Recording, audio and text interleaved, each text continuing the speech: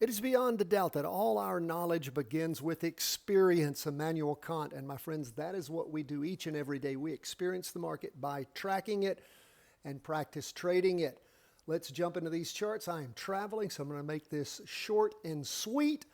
Patreon members, check your email. We emailed you the trade execution summary grid. We sent you the analysis. We sent you the trading instructions for your practice trades on, of course, the S&P 500, NASDAQ 100, 20-year bonds, gold, and Bitcoin, which is what we're covering now. Let's jump into these charts. We see that stocks, both our indexes, are down just a little bit. They're really just flat. Gold has pulled back a little bit, as has Bitcoin. And we see that 20-year U.S. government bonds are up a little. As we look at the chart here, we've also rolled back on all of our percentages, both up and down. They've shortened some because the markets are reversed in where they should be going for the day. Now, let's jump first into the S&P 500. We can see that we're going into a third doji right here. It is the third one. 5 days of just sort of spinning sideways. We can see that we are still above the weekly trend line on the half day. We're sitting on it on the 2 day, and of course we're not reaching a higher high with a smaller candle, so we are just sort of flat. Are we hitting the top? We've still got a ways to go. Market closed today at 597.44, and of course the prior top we had was at 610.78, but we're not too far away from that. We'll see. Maybe the market, we've got wars breaking out all over, crazy stuff going on. Doesn't usually help the market. So it's slowing down, trying to figure out what's happening. If peace deals are reached, things work out great, all of a sudden victories are found, whatever it might be, wars stop, that could surge the market. But right now, it's cautious. We look at the NASDAQ 100, about the same thing. It's also down 0.02%, so pretty much flat. Again, smaller candle, not reaching a higher high, but the NASDAQ's almost topped out as to where it was back in December and February. And then, of course, it trucked down and then has moved over and moved back up. We can see, again, it's pushing through the 2-day trend line. The half day is sitting, the 2-day chart is pushing through the weekly trend line. Half day is just sitting right there on it. Okay, volume there. Volume's been decreasing the last 5 days. It looks like we may hit average. We could get up to where we were 2 days ago tomorrow. So we'll see.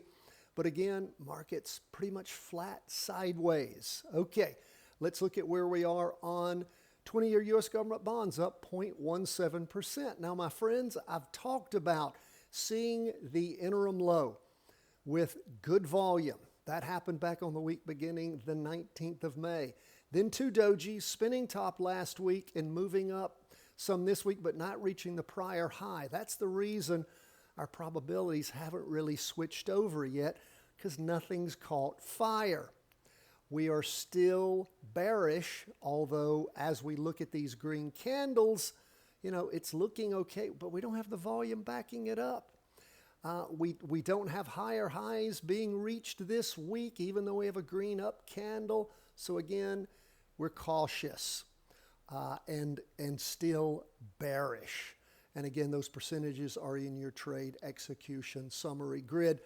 Now, as far as gold and Bitcoin goes, we've been at about 60-something% on our probability, which is not a whole lot more than a coin toss.